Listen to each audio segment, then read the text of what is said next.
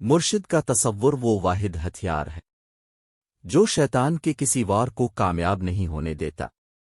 روحانیت کی حقیقت کو سمجھنے کے لیے کامل مرشد کی ضرورت ہوتی ہے، کیونکہ روحانیت میں مرشد کو ریڑھ کی ہڈی کی حیثیت حاصل ہے۔ ناکامل مرشد کی بیعت ہوئے روحانیت کے بارے میں جانا تو جا سکتا ہے، لیکن اس پہ چلنا ناممکن ہے، کیونکہ جاگ بنا دودھ نہیں جم دے، بھانویں لال ہووے کڑ کڑ کے۔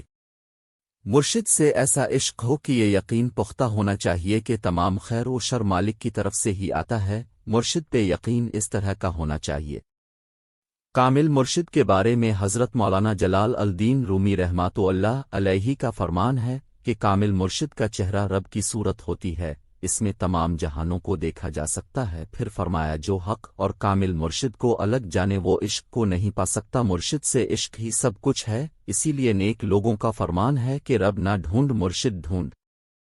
عشق مرشد ہی فنافی الشیخ فنافی الرسول صلی اللہ علیہ وآلہ وسلم اور فنافی اللہ ہے۔ صحابہ اکرام رضوان اللہ علیہم اجمعین ہر وقت حضور نبی کریم صلی اللہ علیہ وآلہ وسلم کر کے دیدار کے شائق رہتے تھے۔ ان کے دل میں عشق نبی صلی اللہ علیہ وآلہ وسلم اس قدر تھا کہ دن رات مسجد نبی صلی اللہ علیہ وآلہ وسلم میں بیٹھے رہتے کہ بس اپنے محبوب کا دیدار کرتے رہے۔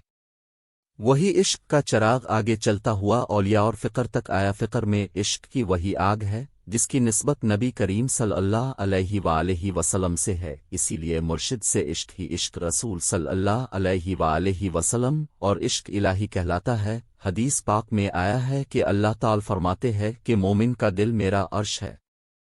حضرت خواجہ معین الدین چشتی اجمیری رحمۃ اللہ تعالی علیہ فرماتے ہیں عشق مرشد ہی وہ چیز ہے جو انسان کو زمین سے اٹھا کر عرش اور اس کے پار لے جاتی ہے اور دونوں جہانوں سے آگاہی دیتی ہے اور سب سے بڑھ کر خود آگاہی دیتی ہے۔ مرشد کا تصور وہ واحد ہتھیار ہے جو شیطان کے کسی وار کو کامیاب نہیں ہونے دیتا، اور تصور تب ہی قائم ہوتا ہے جب مرشد سے محبت کی جائے، قربت میں رہا جائے۔